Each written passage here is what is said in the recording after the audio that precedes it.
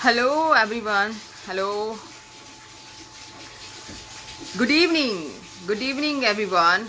Welcome to another episode of my show जिसको हम कहते हैं द परी शो, जिसमें हम आपको बताते हैं आपके देश की बात, आपके काम की बात, आपकी आमदनी से जुड़ी बातें, और वो हर बात जिसकी आपको जानने की उत्सुकता है या वो हर बात जिसको जानना आपके लिए लाभकारी है, इस तरह की बातें हम आपके समक्ष प्रस्तुत करते हैं। आज मैं फिर से आई हूँ, वही एक दिन के गैप में मैं आपसे लाइव आकर मिलती हूँ। आज मैं फिर से आपको कुछ बड़ी बड़ी और चौंका देने वाली खबरें आपके सामने लेकर आई हूँ। सारी खबरें जानकर जो है आपको बहुत ही अपडेट कर लेंगे आप अपने आप को, आपको बहुत ही नया सा लगेगा कि आपने आज पूरे दिन भर की खबरें जो है, पूरे 2 दिन की इनफैक्ट आपने मुझसे जान ली, और आप जो है वो बहुत ज़्यादा इंगेजिंग रिस्पॉन्स दे रहे हैं, बहुत ज़्यादा पॉजिटिव रिस्पांस दे रहे हैं, और इतना एंगेजिंग रिस्पांस, इतना पॉजिटिव रिस्पांस देने के लिए मैं सभी लोगों का सबसे पहले शुक्रिया अदा करना चाहती हूँ। खैर दोस्तों, आगे बढ़ते हैं कि बिहार में मोदी जी ने कल कोसी नदी पर एक रेलवे ब्रिज का उद्घाटन किया, और गौर करने वाली बात तो यह है कि कॉन्फिडेंस में मोदी जी ने अपने उस वीडियो को जो है यूट्यूब पे डाल दिया, पूरा जो उद्घाटन का वीडियो एंड ऑल, जिसमें सारे नेता है, गजेंद्र सिंह शेखावत भी है, उसके सुशील कुमार मोदी जी भी है, नीतीश कुमार जी भी है, मोदी सभी, वो जो वीडियो है वो जैसे ही यूट्यूब पे गया वैसे ही उस पर डिसलाइक्स की भरमार हो गई। जैसे कि पिछले महीने में मन की बात में डिसलाइक्स की भरमार हुई थी, वैसे ही डिसलाइक्स की भरमार हो गई है। अब आईटी सेल जो है उसका कॉन्फिडेंस दिन ब दिन टूटता जा रहा है। जो सोशल मीडिया को किसी जमाने में अपनी जेब में रखने वाली आईटी सेल थी, अब आईटी सेल का कॉन्फिडेंस टूटता जा रहा है। आईटी सेल जो है परेशान हो गई है कि अगला कोई वीडियो डालने के पहले आईटी सेल को सोचना पड़ेगा कि वीडियो डालना भी है कि नहीं डालना। इससे पहले एक बहुत खतरनाक बेइज्जती जो है मोदी जी की परसों हो गई है, जिसमें उनका बर्थडे मनाया गया और उनको जो है पीएचडी वाले पकोड़े तल रहे हैं, लॉ वाले मूंगफली बेच रहे हैं, आईटी वाले जो है और छोटी मोटी चीजें बेच रहे, पान बेच रहे, समोसा बेच रहे हैं। तो इस तरह के जो वीडियोस है इसमें मोदी जी की बहुत ज्यादा बेइज्जती हुई है। अगर कोई और नेता होता जिसमें थोड़ी भी खुददारी होती या थोड़ा भी स्वाभिमान होता तो वो अपनी मिस्टेक्स को सही करने में लग जाता, उस तरह का नेता कोई है। लेकिन आपको मैं बता दूं कि मोदी जी ने उसके बाद किया क्या है। मोदी जी ने जो है उस सारे कांड के बाद में स्टूडेंट्स की मदद करने की बजाय मोदी जी ने जो है आज सोशल मीडिया पे जो है राष्ट्रीय बार डांसर दिवस मना दिया। अब क्या फर्क पड़ता है कि सोनिया गांधी जी को बार डांसर आप कहेंगे या और कुछ कहेंगे, उससे कोई फर्क तो ऐसा पड़ता नहीं है। लेकिन हाँ, जरूर देश को बेरोजगारी से फर्क पड़ता है, देश को स्टूडेंट्स की जो दयनीय हालत है उससे फर्क पड़ रहा है, स्टूडेंट्स की जो चेष्टा है रोजगार प्राप्त करने की उससे फर्क पड़ता है। देश को फर्क पड़ता है कि हमारे घर में जो है रोजगार की या नौकरी पाने की खुशी नहीं है हमारे घरों में, इससे देश को फर्क पड़ता है। देश को फर्क नहीं पड़ता कि ये लोग कांग्रेस का नया क्या कैरेक्टर असैसिनेशन कर रहे हैं, इससे देश को फर्क नहीं पड़ता। देश वाले समझदार हैं और मेरे ख्याल से देश के लोग काफी हद तक समझ गए कि क्या मांझरा है। उसके बाद एग्रीकल्चर बिल के बारे में बात करेंगे कि संसद के तीसरे दिन में जो एग्रीकल्चर बिल पास हुआ था उसका नाम आवश्यक वस्तु अधिनियम बिल उसका नाम था शायद।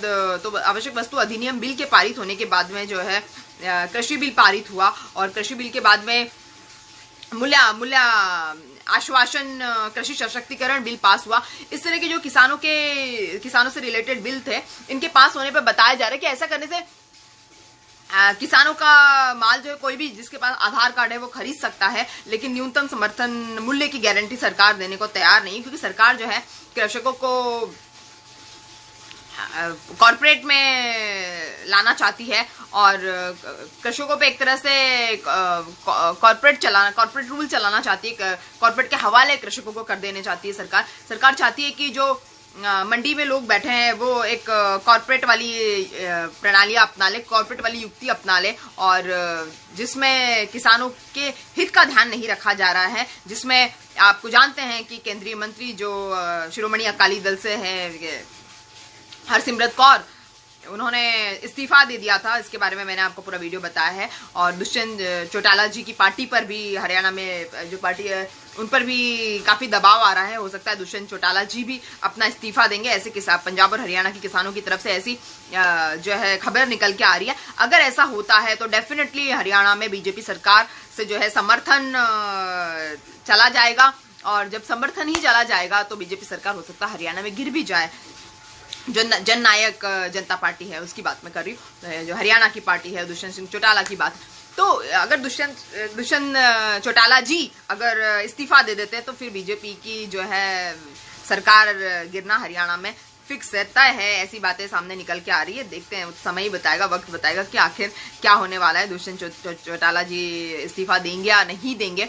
एक और बात सामने निकल के आ रही है, ये मैंने आपको 3 बिल बता दी कि एक्चुअली ये बिल के बारे में मैं बताना चाहूंगी थोड़ा सा और, कि जो बीजेपी अकाली दल है उन दोनों के बीच में दूरियां बढ़ गई है। क्योंकि हरसिमरत कौर जो है अपना इस्तीफा नहीं देना चाह रही थी, लेकिन किसानों की पार्टी है, क्योंकि पंजाब हरियाणा में किसानों की चलती है, किसान जो है वोटर्स है मेनली। तो क्योंकि किसानों की पार्टी हरसिमरत कौर पर इतना ज्यादा दबाव आया कि हरसिमरत कौर को अपना इस्तीफा देना पड़ा।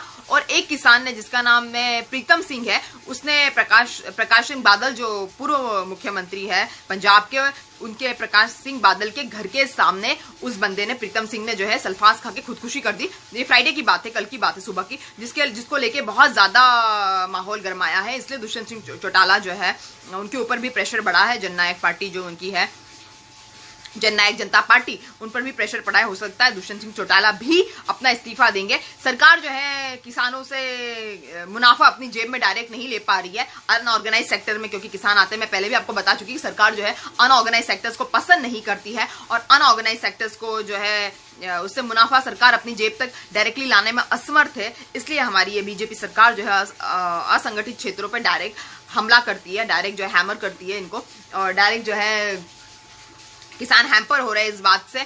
और अगर किसान परेशान होंगे, हैम्पर होंगे, तो डेफिनेटली जो है चीजें बदतर होगी। किसानों ने संसद भवन के बाहर जो डेरा डाल दिया है एग्रीकल्चर बिल पास होने के बाद में, वो लगातार जो है किसान बीजेपी सरकार के, एनडीए सरकार के विरोध में डेरा डाल के बैठे हुए हैं। और काफी ज्यादा तमाशा हो रहा है संसद भवन के बाहर भी, लेकिन सरकार जो है कान में रुई डालकर बैठी हुई है। ये चीजें सामने निकल के आ रही है। उसके बाद में हमारे जो सॉलिसिटर जनरल है हमारे देश के, तुषार मेहता साहब, उन्होंने कोर्ट में सुदर्शन टीवी के जो छोटा गेंडा, जिसको सोशल मीडिया पे कहते हैं सुदर्शन टीवी के छोटे गेंडे, सुरेश चौहान को उन्होंने सपोर्ट किया है। उन्होंने बताया है कि सुरेश चौहान जो है, अगर उसके चैनल पे रोक लगाई जाए, इस तरह के अगर कोई कानून बनाया जाए या सोशल मीडिया के या डिजिटल प्लेटफॉर्म पे अगर कोई कानून अगर बनाया जाए, तो सबसे पहले जो है फैक्ट चेकिंग के जो कानून है सॉलिसिटर जनरल तुषार मेहता जी के अकॉर्डिंग, सबसे पहले जो फैक्ट चेकिंग के जो कानून है, वो कानून जो है सबसे पहले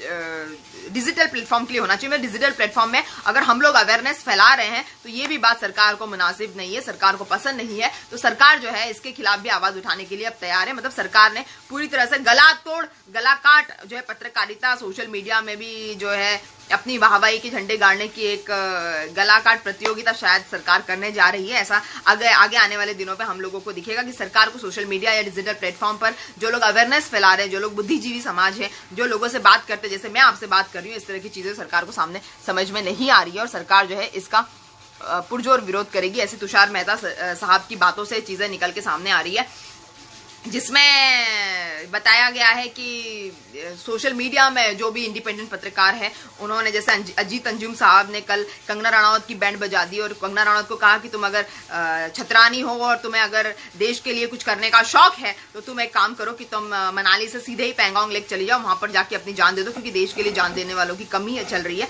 तो आप देश के लिए जान दे दो, देश के लिए अपनी जिंदगी कुर्बान कर दो, और जब देश के लिए तुम ऐसा कर लोगी तो शायद छतरानी होने का पूरा फलसफा जो है मिल जाएगा देश को। और इस तरह से कंगना रनावत की बहुत ज्यादा बेइज्जती जो है एक सीनियर जर्नलिस्ट ने की है। मैं उनकी बात से सहमत हूं और ट्विटर पे काफी ट्रेंडिंग चल रहा है। उन्होंने जो ट्वीट कर दिए 4 लाइनें कंगना रनावत के लिए, कंगना रनावत की सिट्टी पिट्टी गुल हो गई है। कंगना रनावत जो है परेशान है, हताश है, निराश है कि ये क्या कह दिया। वो तो डायलॉग बाजी में बिजी थी, फिल्मी एक्टिंग जो है कर रही थी, अपनी रियल लाइफ में भी रियल एक्टिंग कर रही थी, लेकिन अब रियल एक्टिंग का जो है उन्होंने बैंड बजा दी कंगना रनौत की। कंगना रनौत को कहा कि अगर आपको छतरानी बनने का शौक है आप पैंगोंग लेक में चले जाइए, वहां पर हमारे सैनिक जो है चीन से लगातार जो है 6 महीने से तनावग्रस्त माहौल में भिड़ंत कर रहे हैं, आप वहां जाइए और आप अपने प्राणों की बलिदान कर दीजिए अगर आप छतरानी वास्तव में है तो। जिससे कंगना रनौत की जो आर्टिफिशियल लाइफ है उसको काफी झटका लगा है। आर्टिफिशियल लाइफ में उनको काफी सारे झटके पे झटके लग रहे हैं, ऐसा सुनने में आ रहा है। और जब शिवसेना या बीएमसी का प्रेशर बढ़ेगा तो शायद बीजेपी भी उनका साथ छोड़ दे। तो ऐसी खबर निकल के सामने आ रही है जो बहुत ही जानलेवा साबित हो सकती है कंगना रनौत के लिए। हालांकि कंगना रनौत को जो है Y+ सिक्योरिटी से भी उनको सेटिस्फैक्शन नहीं है, वो खुश नहीं है, नाखुश है। हमारे इतने जो ट्रेंड कमांडोज है, ट्रेंड जो पर्सनल सिक्योरिटी अरेंजमेंट्स है, जो जिससे किसी नेता को प्रॉब्लम नहीं है, किसी जज को प्रॉब्लम नहीं है, उससे कंगना रनौत को प्रॉब्लम है। कंगना रनौत उससे भी सेटिस्फाइड नहीं है, ये बात तो मैं आपको बता ही चुकी थी। खैर आगे बढ़ते हैं कि 10 सितंबर को 49 सुरक्षा कर्मी जो है वो मारे गए हैं, शहीद हो गए। 49 सुरक्षा कर्मी जो है जम्मू कश्मीर के राजौरी जिले में LOC के पास में गोलीबारी हुई और 49 सुरक्षा कर्मी जो शहीद हो गए और 45 नागरिक भी शहीद हो गए। मतलब टोटल मिला के 45 एंड 49 मतलब 94 लोग जो है मारे गए हैं जम्मू कश्मीर गोलाबारी के चलते, जिसमें एक अफसर भी घायल हुए हैं और उनका नाम अनिल थॉमस था। मतलब अब देखिए आप LAC के बाद में LOC में भी जो है गोलाबारी फायरिंग हो रही है। 10 सितंबर की बात है और खबरें निकल के अब आ रही है, मतलब 4-5 दिन के बाद में खबरें निकल के सामने आ रही। मैं आपको एक दिन लेट बता रही हूँ शायद। तो अब ये खबरें निकल के सामने आ रही कि जम्मू कश्मीर में इस तरह के माहौल है। सीज फायर के उल्लंघन में पहले भी 26 नागरिक मारे गए हैं और 25 सुरक्षा कर्मी मारे गए पहले भी सीज फायरिंग के उल्लंघन में, जिसका टोटल मतलब 51 लोग पहले भी मारे गए थे, अब 94 लोग मारे गए। मतलब हमारे सैनिक, हमारे नागरिक जो है कहीं पर भी सुरक्षित नहीं, ना LAC के आसपास ना LOC के आसपास। लेकिन सरकार जो है या किसी भी मीडिया चैनल से इस तरह की खबरें निकल के सामने नहीं आ रही। कभी कभार इंडियन एक्सप्रेस या टेलीग्राफी जो खबर छापते हैं, इंडियन एक्सप्रेस या टेलीग्राफ में खबरें निकल के सामने आती है, अदरवाइज कोई खबर सामने निकल के नहीं आ रही। सुशांत सिंह के केस में सबसे बड़ा खुलासा सामने आ रहा है कि सुशांत सिंह के जो घर वाले हैं, उनके डैडी हैं, उन्होंने बताया कि सुशांत सिंह के अकाउंट से अभी तक 53 करोड़ जो है पिछले साल से अभी तक गायब है। कितने? 53 करोड़। उसके बारे में कोई बात नहीं कर रहा। और सुशांत सिंह की जो पागलों वाली वीडियो रिया चक्रवर्ती ने बना के जो सोशल मीडिया पे वायरल की, जिसमें सुशांत सिंह राजपूत जो नशे में है या सुशांत सिंह राजपूत जा रहे हैं अपनी फ्रेंड्स के साथ में या आ रहे हैं या जो भी उनके पूरी चीजें निकल के सामने आ रही है, तो बताते हैं कि रिया चक्रवर्ती वहां पर नहीं है क्योंकि रिया चक्रवर्ती तो वीडियो बना रही है। अगर वो वीडियो बना रही है उसको कहा जाता है कि that lady is victim and she is a victim of which hunting, she is a victim of government system. लेकिन मुझे लगता है कि कहीं ना कहीं उनका हाथ है और जो लोग उनको विक्टिम बता रहे थे, जो बोल रहे थे कि उसको विक्टिमाइज किया जा रहा है, उसको महिला होने का एक किया जा रहा है, मैंने भी इस तरह की कुछ बातें की थी। लेकिन इस बात से समझ में आ रहा है कि अगर वो हर चीज का इस तरह से वीडियो बना के वायरल कर रही, सुशांत सिंह की इमेज को टार्निश कर रही है, तो कहीं ना कहीं वो गलत होंगी, जिसकी जांच जो है CBI को करनी चाहिए, जिसकी जांच जो है पुलिस को करनी चाहिए, CBI या NCB डिपार्टमेंट को करनी चाहिए, नारकोटिक्स कंट्रोल ब्यूरो जो है उनको करनी चाहिए। खैर एक बात तो मैं आपसे बताना चाहूंगी। Hello everyone, hello. हाँ, एक बात तो मैं आपको बताना चाहूंगी कि अगर हमारी सरकार को पता नहीं कि पुलवामा में इतना ज्यादा RDX कहाँ से आया है, इतना महंगा, इतनी ज्यादा क्वांटिटी में RDX कहाँ से, हमारी सरकार को पता नहीं चल पाया। लेकिन रिया चक्रवर्ती ने गांजा कहते हैं, पता नहीं क्या कहते हैं, नशीला पदार्थ है कोई, तो उसको अगर रखा है तो उसके बारे में सबको पता चल जाता है, NCB उसके पीछे लग जाती है। लेकिन पुलवामा के हमले के समय में जो NCB है उनको ये नहीं पता चलता है कि कहाँ से हमारे यहाँ पर इतना ज्यादा RDX आया और हमारे इतने सारे सैनिकों की जान चली गई। खैर ये बड़ी सरप्राइजिंग सी बात है, मेरे दिमाग में, इसलिए मैंने आपको बता दिया कि ऐसा आखिर क्यों है कि हमेशा ही जो है अननेसेसरी चीजें जिसका देश की सिक्योरिटी से लेना देना नहीं होता, मीडिया उसको बहुत मजे ले लेके बताती है, लेकिन देश की सिक्योरिटी की जब बात आती है तो हम कहीं ना कहीं लापरवाह हो जाते हैं, जो अपने आप में बड़े दुख की बात है। हम लोग लापरवाह बने रहते हैं, ये भी बहुत बड़ी दुख की बात है। देश की सिक्योरिटी सबसे पहले है, हमें देखना चाहिए था कि पुलवामा में RDX हमारे यहाँ पे कौन से रास्ते से आया, कैसा आया, सबसे पहले उसकी जांच कर देनी चाहिए थी। लेकिन नहीं, हमारी सरकार इलेक्शन में लगी रही बजाय इसकी जांच करने के। अब जब सुशांत सिंह की डेथ मिस्ट्री आई तो रिया के पास में गांजा कहां से आया उसको लेकर सरकार ज्यादा चिंता में थी। लेकिन मैं आपको बता दूं, सबसे ज्यादा इंपॉर्टेंट बात मैं आपको बता दूं कि सुशांत सिंह का केस इतना इंपॉर्टेंट नहीं था, लेकिन चाइना वाला, जो चाइना हमारे यहाँ पे LAC में जमा हुआ था और पूर्वी और पश्चिमी इलाकों में अपना कब्जा कर रहा था, और चाइना जो है लगातार हम लोगों को धमका रहा था, अभी भी धमका रहा है। एक तरफ वो बातचीत कर रहा है, हमारे विदेश मंत्री बातचीत कर रहे हैं, कमांडो लेवल पे बातचीत चल रही है, रक्षा मंत्री बातचीत कर रहे हैं मॉस्को में जाके। दूसरी तरफ हमें जो है ग्लोबल टाइम्स जो है धमकियां दे रहा है, चीन सीधे तौर पे हमें धमकियां दे रहा है। लगातार चीनी जवान जो है हमारे बैरक में घुस जाते हैं और हमें परमानेंट बंकर बना के हमें धमकियां दे रहे हैं। ऑप्टिकल फाइबर केबल बिछाकर हमको धमकियां दे रहे हैं, हमको हेलीपैड बनाकर धमकियां दे रहे हैं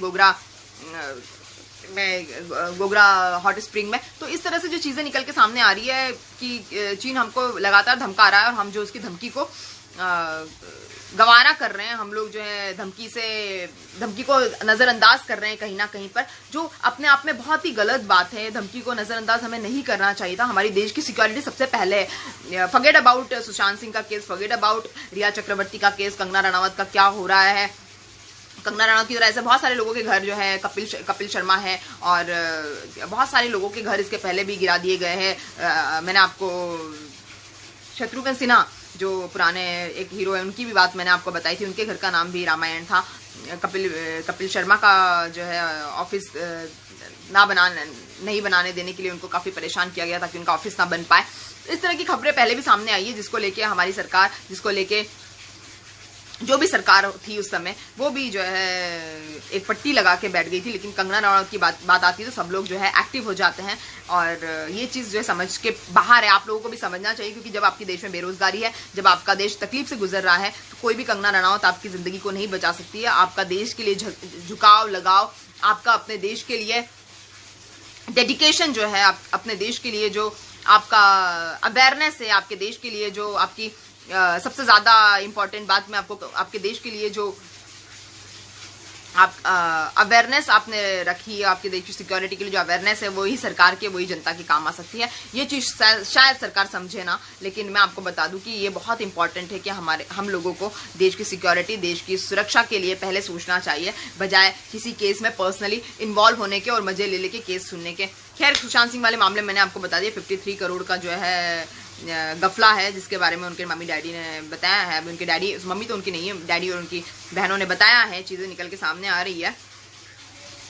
और यूपी में जो है संविदा कानून लाया गया है, मतलब किसी भी पढ़े लिखे व्यक्ति को डायरेक्ट जॉब अब नहीं मिल सकती। संविदा कानून के चलते 5 साल उसको ट्रायल पर रखा जाएगा और उसको देखा जाएगा कि वो काम करने के लायक है या नहीं है। उसके बाद में ही यूपी में जो है यूपी सरकार जॉब देने में इंटरेस्टेड रहेगी। ऐसा संविदा कानून जो है कल यूपी में लाया गया। तो यूपी सरकार जो है वो एक के बाद एक कानून ला रही है, पता नहीं इतने कानून क्यों ला रही है, लेकिन एक के बाद एक यूपी में कानून लाए जा रहे हैं। और संविदा कानून जो है वो अपने आप में, मैं आपको बता दूं कि बहुत बड़ा कानून है अपने आप में। संविदा कानून जो है उसमें 5 साल ट्रायल में किसी की सर्विसेज इस्तेमाल करना जो है जास्ती ही है, एक तरह से आप समझ लीजिए। और इस तरह का कानून योगी सरकार लेकर आई है। उसके बाद में अर्नब गोस्वामी की बड़ी बेइज्जती हो रही, क्योंकि अर्नब गोस्वामी जो है जो उल्टी सीधी पत्रकारिता कर रहा है हाथ पैर चढ़ा के, तो काफी सारे पत्रकार जो बड़े सीनियर पत्रकार है, काफी सारे जो है रेपुटेड पत्रकार जो है और बहुत सारे न्यूज़पेपर्स ने अर्नब गोस्वामी के बारे में आज लिखा है। जिस तरह से वस्तीन चढ़ा के एक गुंडे मवाली की तरह, जिस तरह से एक मलखंभ के लिए, रेसलिंग कंपटीशन के लिए किसी को ललकार रहे हैं, इसी तरह से वो बड़े बड़े नेताओं को, उद्धव ठाकरे हो, संजय राउत हो, सलमान खान हो, चाहे कोई भी बड़ा नेता हो, सबको इस तरह से ललकारते हैं और एक तरह से बीजेपी की बंसी बजा रहे हैं। और शायद बीजेपी ने उनको कुछ ज्यादा पैसे दे दिए हैं, तो इस तरह से बंसी बजा रहे हैं। तो ये चीजें निकल के सामने आ रही है कि जो देश की हित की बात है उसके बारे में अर्नब गोस्वामी बात करने को तैयार नहीं है। जो एक पत्रकारिता के नाम पर एक धब्बा लगाया जा सकता है, पत्रकारिता के नाम पे जो है जो गलत है। पत्रकारिता कहती है कि आप पहले देश की बात करेंगे, उसके बाद में आप किसी तरह के इश्यूज पे आप फोकस करेंगे, लेकिन अर्नब गोस्वामी का पूरा फोकस जो है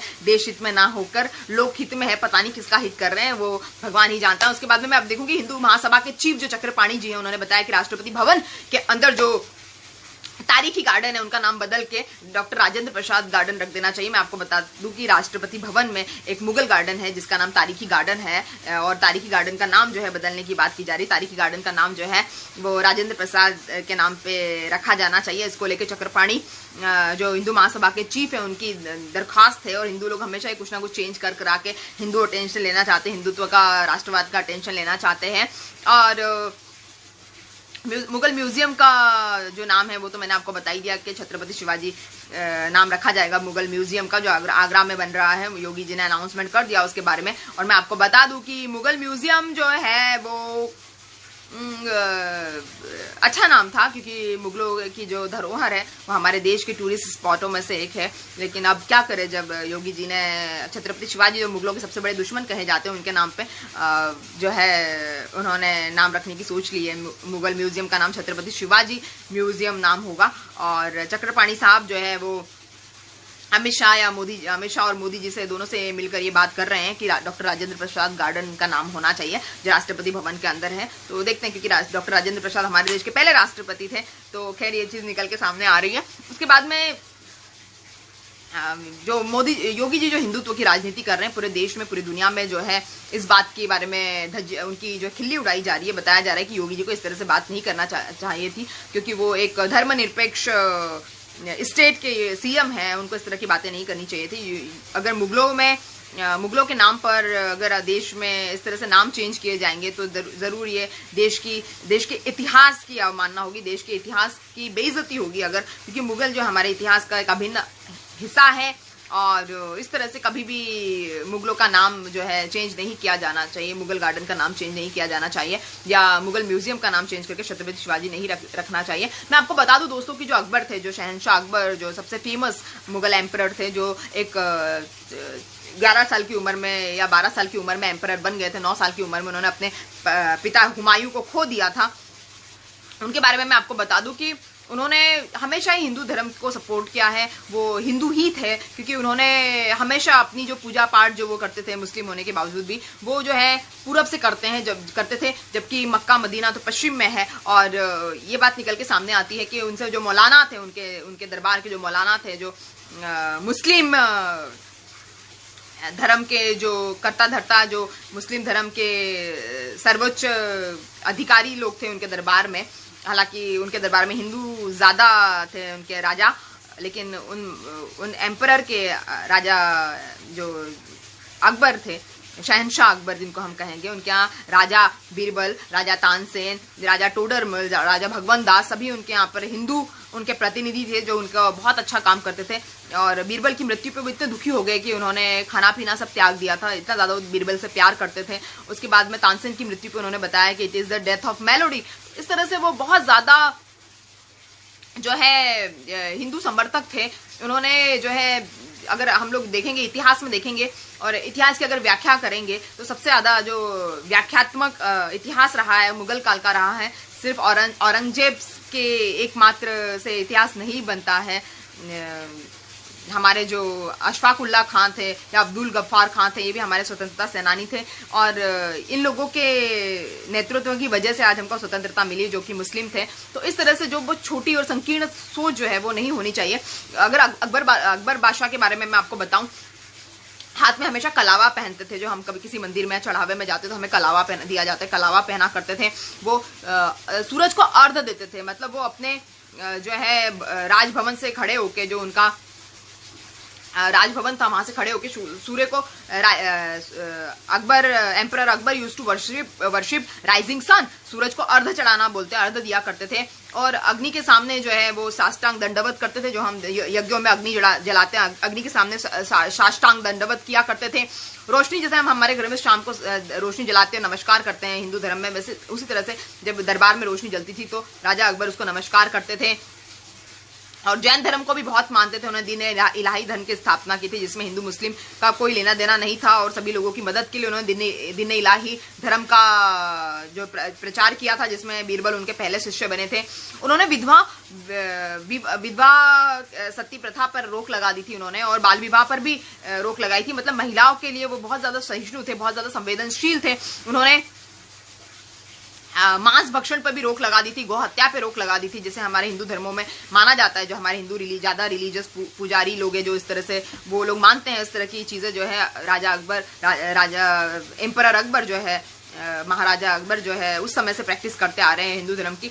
ऐसा बताया जाता है कि इन सब चीजों की वजह से जो है उनको ऐसा उन पे आरोप लगते रहे थे बादशाह अकबर पे कि वो ब्लास्फेमी करते हैं, मतलब इष्ट देव की निंदा करते हैं। मगर राजा अकबर का जो उन्होंने उनको जो जितना मैं जानती हूँ, जितना उनके बारे में मैंने पढ़ा है, वो सभी धर्मों के ज्ञाता थे। उन्होंने बताया कि सारे धर्म जो है बहुत अच्छे हैं, सारे धर्मों की विधियां बहुत अच्छी है, सारे धर्म जो है वो सभी धर्म जो धर्मावलंबी के बारे में उन्होंने बताया कि सभी धर्म जो है अपने आप में बेहतर है। लेकिन बुरा तो ये लगता है कि सभी लोग जो अपने धर्म को बेहतर समझते हैं, सभी धर्मों के लोग जो एक दूसरे को धर्म परिवर्तन के लिए उकसाते रहते हैं, बढ़ावा देते हैं धर्म परिवर्तन का। सारे धर्म की धार्मिक विधियां बहुत अच्छी है, लेकिन कहीं ना कहीं एक धर्म दूसरे धर्म को सर्वोपरि मानता है, जो मुझे बहुत विचलित करता है। जो धर्म परिवर्तन या एक दूसरे के धर्म की अवहेलना करना या नीचा देखना किसी धर्म को मुझे विचलित करता है। इस तरह की उनकी मान्यता थी। उन्होंने मूर्ति पूजा को भी शुरू करवाया, और मूर्ति पूजा को शुरू कराने के साथ साथ उन्होंने कई सारे हिंदू मंदिर भी बनवाए,